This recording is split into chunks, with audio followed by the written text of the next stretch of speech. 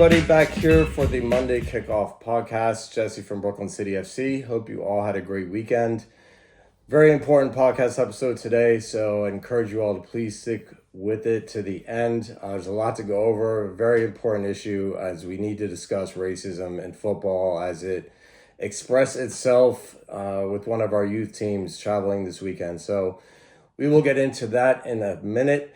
And I did wear this shirt. It's a bit of a throwback training jersey of ours back to 2020 during a lot of the political and social turmoil and unrest with the BLM protests and the police brutality incidents.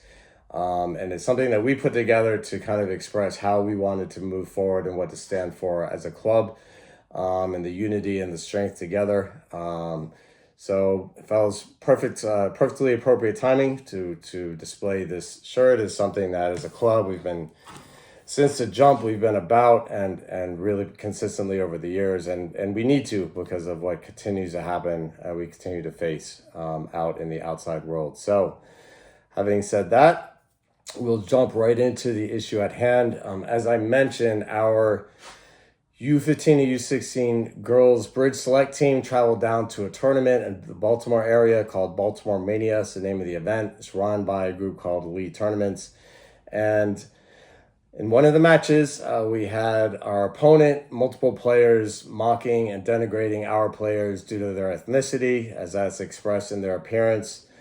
And it's kind of happened repeatedly to the point that our girls really had to leave the match. They had to sit. They were so upset. Kind of reacted in different ways, either being just completely upset, which is completely understandable, of course, or being so mad that they were just unable to continue on the field. And we wanted to make sure it didn't escalate from there. Absolutely disgusting for this to be happening this day and age. Should we be surprised? No. And what I'm going to do is rewind a bit and provide a little bit broader context, which also gives us credibility to speak on this issue. From the first year we started the club in 2017, 2018, we have been facing this type of behavior, especially when we leave New York City. Going all the way back to our first year, we had opponents' parents call the cops on our parents because they're being too loud and aggressive, which of course was racially motivated. We've had the N word used, the B word used in gender situations. We've had the gender identity of players be questioned because of their hairstyle, going both ways. We've had mocking of people's names based on their ethnicity, based on their religion, to the point where it's almost led to fights. It just goes on, and it's literally something almost every year. And so while it continues to fuel the fire every time something happens, I can't say this is something new. We're just going to continue to fight the fight and expose these situations because something has to be done. It's just disgusting for kids to be subject to it on so many levels. Now, to kind of pull back and take a broader view, why does this stuff happen? It's really a combination of just ignorance, a lack of the building of character of young adults from their family and all the way up. So it really, to look at it from the top down, it's a failure at the community level, it's a failure at the organization level. And then as we go lower, it's just increasingly responsible by the adults involved. So the team and the coach, and then of course the parents. When you have kids acting like this, as the saying goes, the apple doesn't fall far from the tree. And so, it's really within the family. The parents need to take a look in the mirror and how can this be acceptable behavior by your kids? So, completely ridiculous. It's infuriating for us to be dealing with it. What did happen in the moment is, we immediately brought it to the tournament. There was an official at the field, and unfortunately, there's just the response time for them to get somebody from the event organizing staff to the field was a bit apathetic, in my opinion. Took nearly 20, 30 minutes.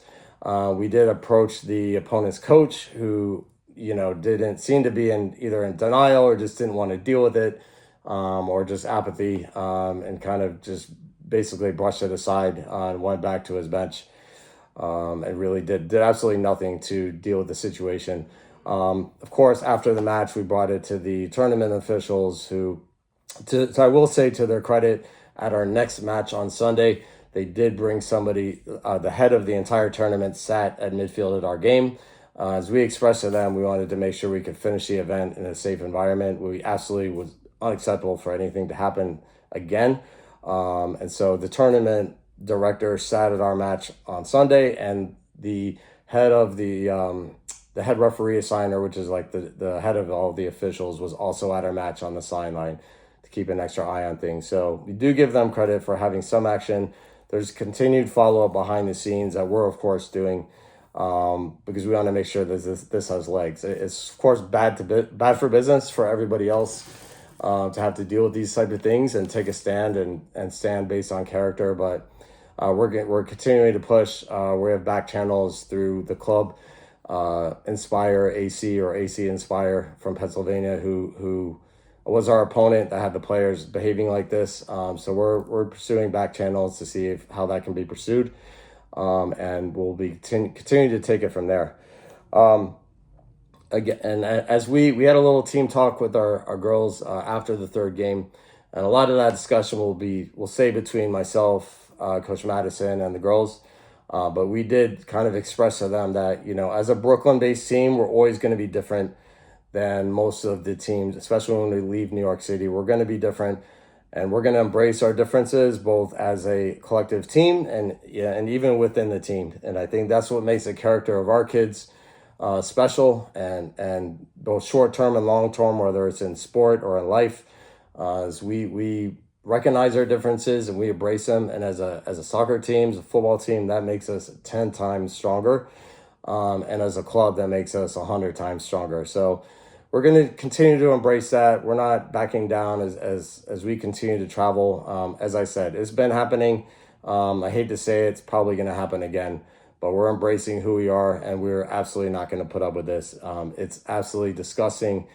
And really, maybe the people in youth soccer need to take a step back from all the money that's involved, and take a look at kind of like the quality of and character behind what's going on, how we're raising kids in sport, what the values should be, and really put a little bit more attention into that versus all this stuff that just fuels everybody's ego, but seems to be now it's going to become at other kids' expense. So maybe most importantly, to highlight how incredibly proud we are of our girls for after that situation happened late on Saturday, they came back out on Sunday and finished the match on Sunday morning as strong as they played throughout the entire event. And as I said, we had the team talk. We told them how incredibly proud we were.